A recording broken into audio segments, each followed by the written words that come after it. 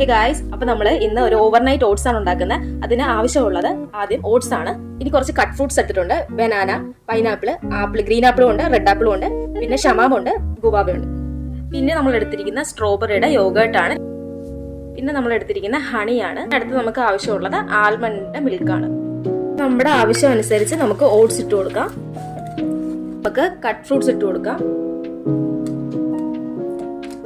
നമ്മുടെ ആവശ്യത്തിന് ഹണി ചേർക്കാം. യോഗേർട്ട് ആഡ് ചെയ്യാം. ഇനി നമുക്കിതില് ആൽമണ്ട് മിൽക്കും കൂടെ ചേർത്ത് കൊടുക്കാം.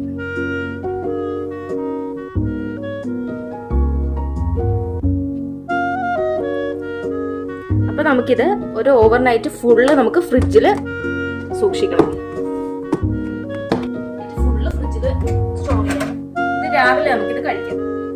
അപ്പൊ ഓവർനൈറ്റ് ഓട്സ് ഇവിടെ റെഡി ആയിട്ടുണ്ട്.